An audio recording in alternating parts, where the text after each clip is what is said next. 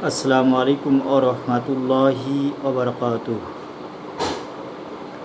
আলহামদুলিল্লাহি ওয়াহদাহু ওয়াসসালাতু ওয়াসসালামু আলা মান নাবিয়্যা আম্মা বাদ।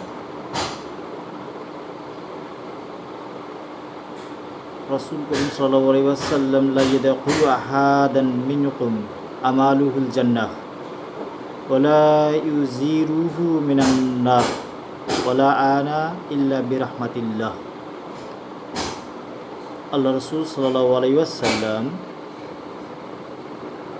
ইরশাদ করেন, যেদিন মানুষের হিসাব নেওয়া হবে সেই দিন মানুষের অবস্থা এমন হবে যে সেদিন আল্লাহ রাব্বুল আলামিনের দয়া ব্যতীত কেউ জাহান্নামে থেকে বাইর হতে পারবে না, জান্নাতে প্রবেশও করতে পারবে না।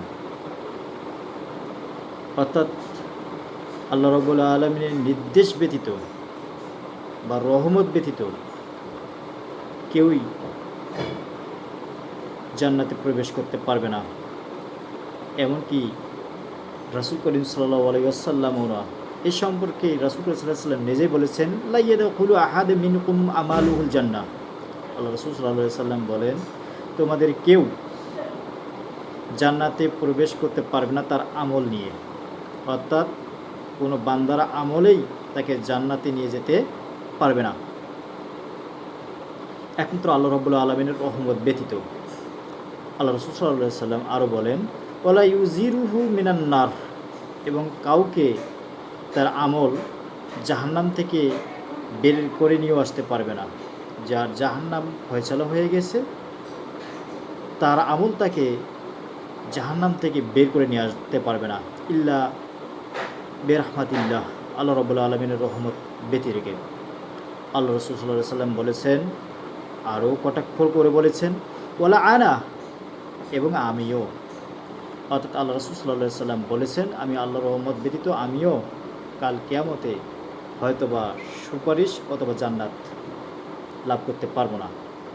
সম্মানিত মুসলিম উম্মাহ, আল্লাহ রাসূল সাল্লাল্লাহু আলাইহি ওয়াসাল্লাম যদি বলে থাকেন আমিও আল্লাহর রহমত ব্যতীত কাল কিয়ামতে আমার যে পদমর্যাদা বা সম্মান আল্লাহর রহমত ব্যতীত আমি সেটাও পাবো না, এই জন্য আমি হয়তোবা আল্লাহ রাব্বুল আলামিনের কাছে সিজদায় পড়ে এটি চেয়ে নেব। আর আমরা তার উম্মত হয়ে যদি আমরা আল্লাহ রাব্বুল আলামিনের রহমত ব্যতি রেখে জান্নাত লাভ করতে চাই তাহলে এটা আমাদের জন্য দুরূহ হয়ে যাবে।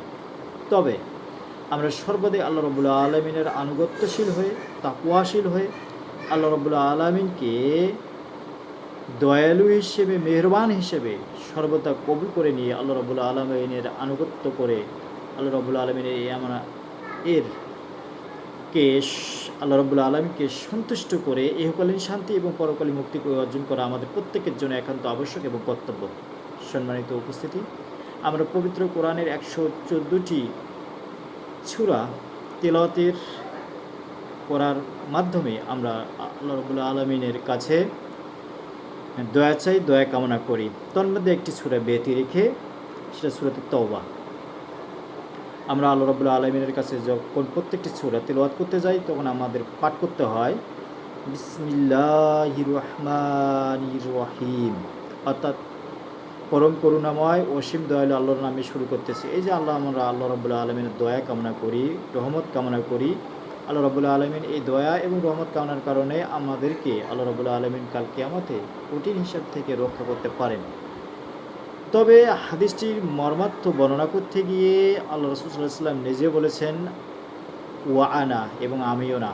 তার মানে এই নয় যে আল্লাহ রাসূল সাল্লাল্লাহু আলাইহি ওয়াসাল্লাম কাল কিয়ামতে আল্লাহ রাব্বুল আলামিন তাকে কঠিন বিপদে ফেলবেন, এমনটি না। আল্লাহ রাসূল সাল্লাল্লাহু আলাইহি ওয়াসাল্লাম বলেছেন, প্রত্যেক বান্দাই আল্লাহ রাব্বুল আলামিনের রহমত এর ওপর নির্ভরশীল করে জান্নাত কামাই করবে। কারণ ইহকালীন পথে চলতে গিয়ে মানুষ বিভিন্ন পাপাচারে স্বাভাবিকভাবে লিপ্ত হয়, সেটা গোপনে এবং প্রকাশ্যে অথবা তাদের অজান্তে।